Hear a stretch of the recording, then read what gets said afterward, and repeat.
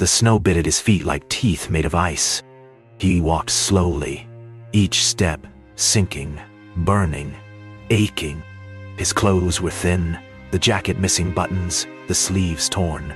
His breath came out in quick puffs, disappearing into the white silence. The school stood far ahead, barely a shadow in the frost. He didn't look up, just kept walking, because stopping meant giving up, and he didn't know how to do that. He sat near the classroom heater, feet wrapped in cloth. The teacher knelt beside him, her voice soft with worry. "Why didn't you wear shoes?" He looked down, avoiding her eyes. "We don't have any that fit." Kashta. His toes were swollen, skin darkening in places. The room was quiet. Even the other kids didn't know what to say. The warmth felt good, but it had come too late. "We'll do everything we can," the doctor said, voice firm but kind.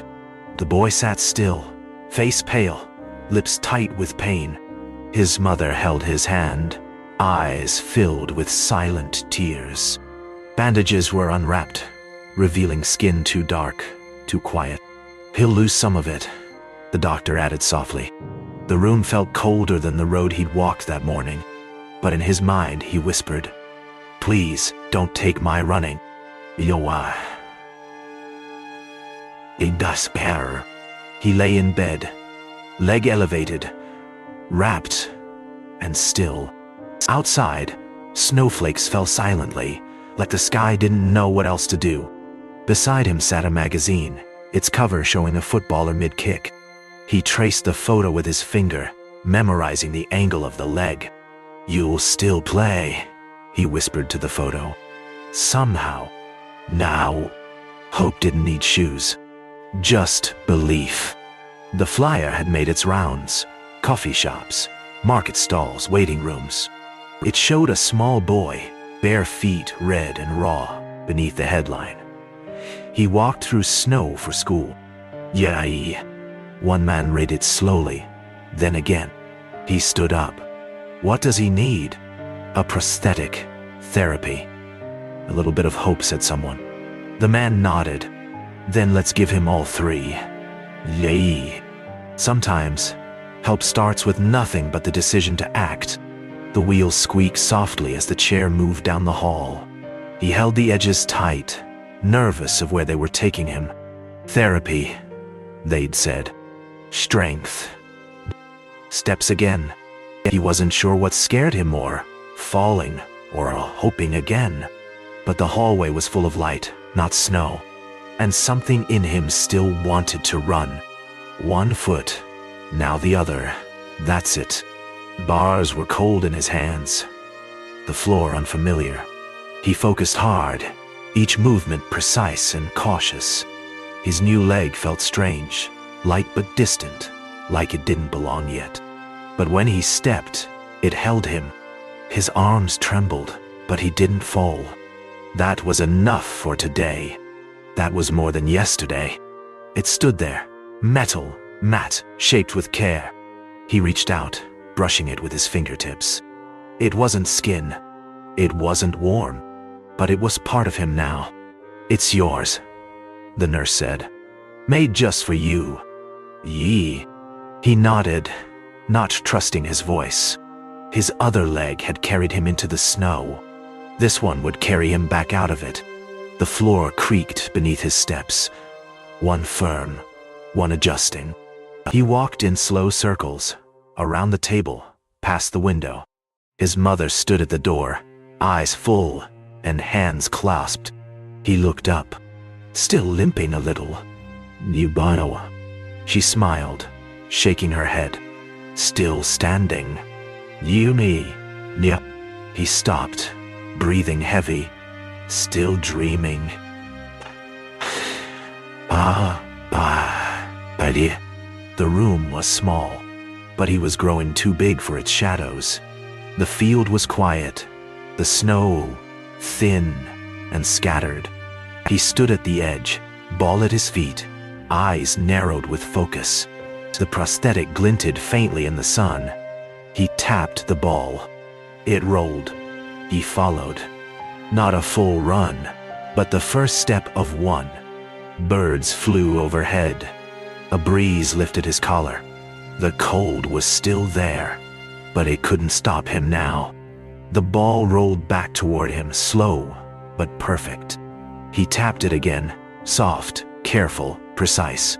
Kids gathered at the edge of the schoolyard, eyes wide. "Can I join next time?" he asked. One boy shrugged. "Why not now?"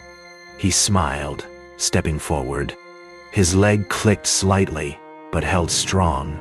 The game had begun again, and this time he was in it. "Balance your hips, not just your foot," the coach called. He dribbled carefully, weaving through cones. The prosthetic adjusted with each step, a quiet, subtle rhythm. "Good control, better than some with 2 feet," the coach added. He grinned through sweat. "I've got more to prove." "That helps." "Y'all." And each cone passed was another goal conquered. The bench was cold, but his ideas kept him warm. He drew fast. Curved shapes, grip soles, lightweight joints. What if it bent better here? Or curved, just like a foot strike?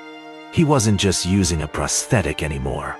He was imagining a better one, for others like him. The sun dipped low, brushing orange across his page. This was no longer just about playing. It was about leading. Cheers echoed across the field as kids took positions.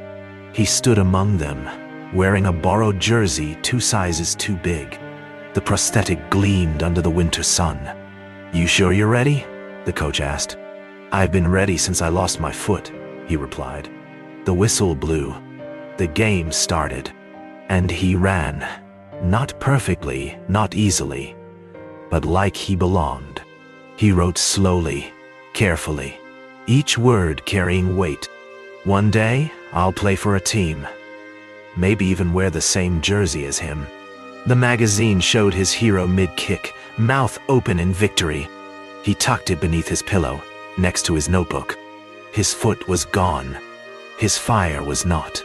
And the dream? Still very much alive, growing faster than the snow could fall. The lights were warm. The room buzzed with applause. He stood on stage, certificate in hand, smiling like he never had before. Behind him, a photo. Him mid-kick, prosthetic leg blurred in motion.